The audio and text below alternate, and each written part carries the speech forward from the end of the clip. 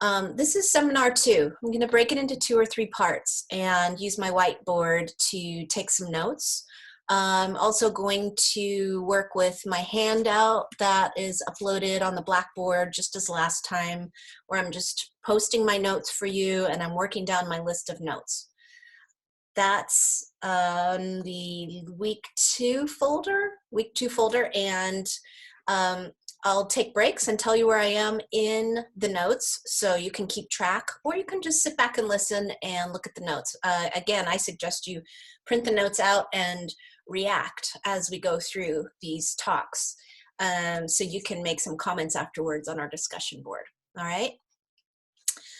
Okay, so seminar 1 was basically starting to get at some definitions of mythology. What is myth, right? What do different scholars think that about mythology, what it brings to our lives and the living activity of storytelling that it is in terms of culture, creation, and telling us where we came from. This session is getting into themes in the class that we'll work through as you read a variety of myths and especially origin stories. The first major theme that we're thinking of outside of these rubrics of definition, the functions of myth, the orders of myth that we looked at last time, the idea that mythology bridges the sacred and the profane, right? These two worlds, the ethereal world and the secular world.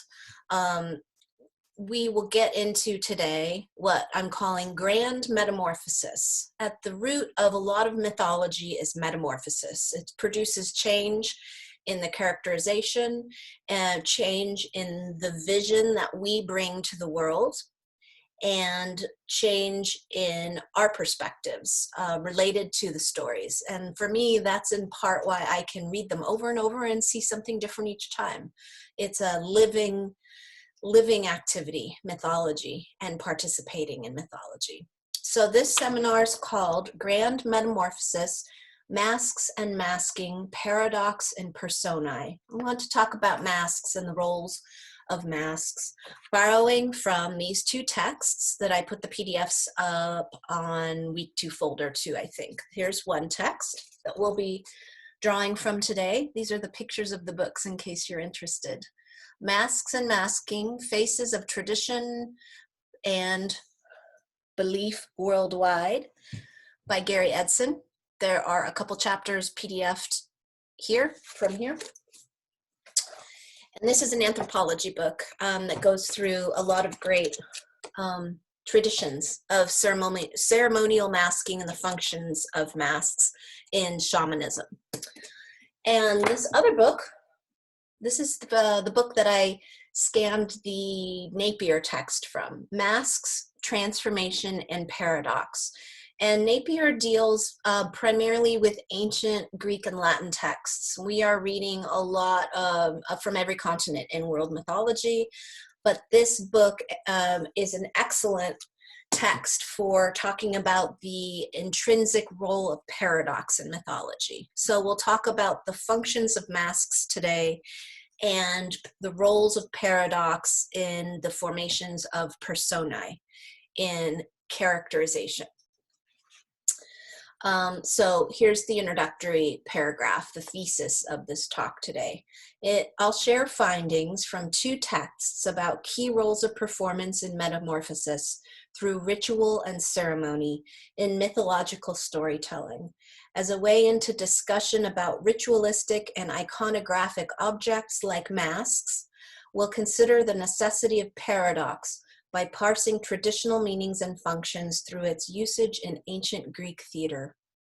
Then we'll consider how personae are often created and evoked in mythology to serve as supernatural characters that assume multiple roles, who have infinite changeability, and who uplift humanity through showing our transgressive potentials.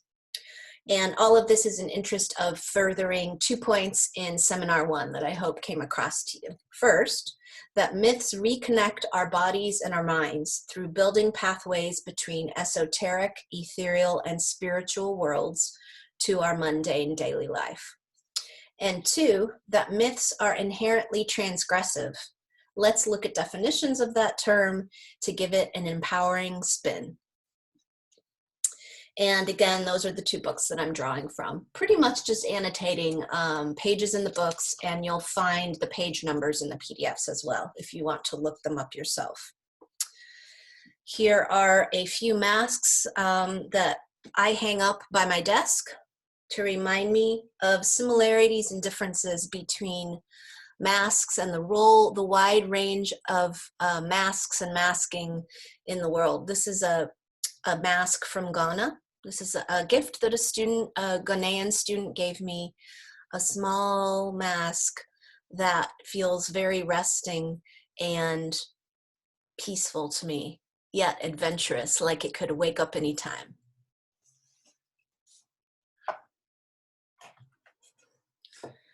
This is a different mask.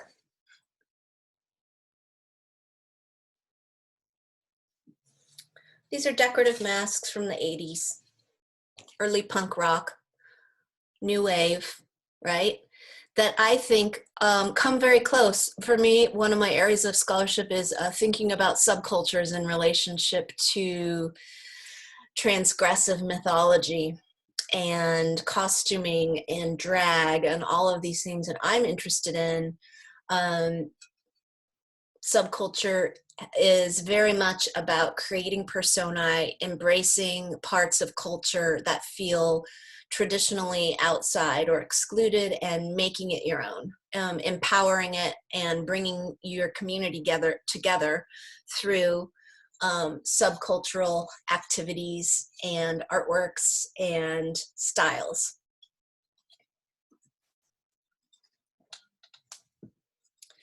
This is Honan the Badger.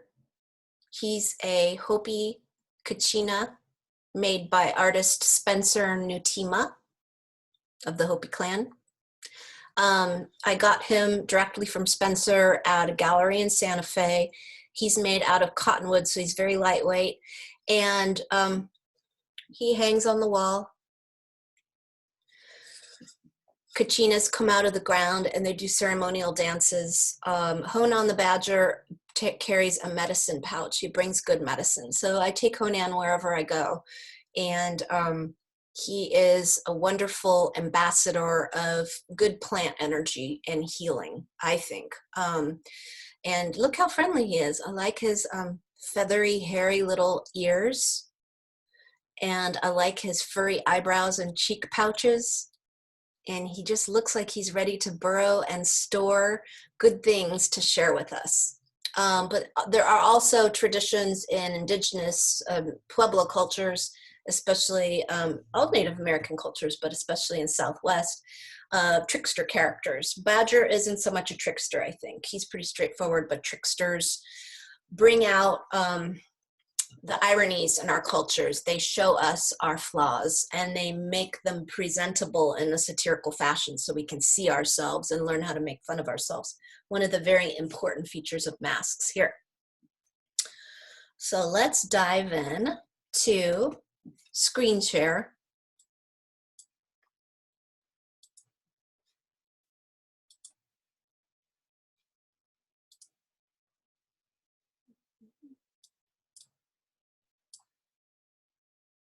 Going to get on the whiteboard here. All right.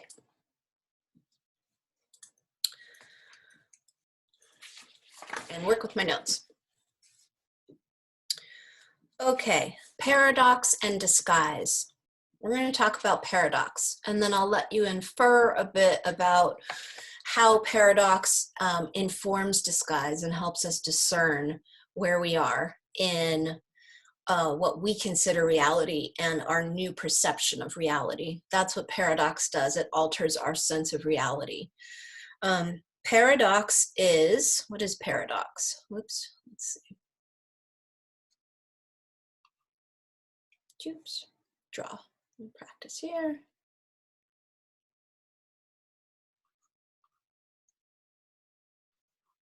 Ooh, hold on a second.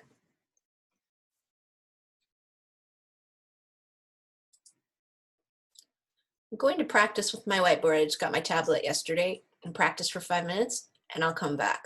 Right now, take a note and tell yourself and me and your community what you bring to the word paradox. What do you think about paradox, and what masks do you know in the world? What masks do you wear?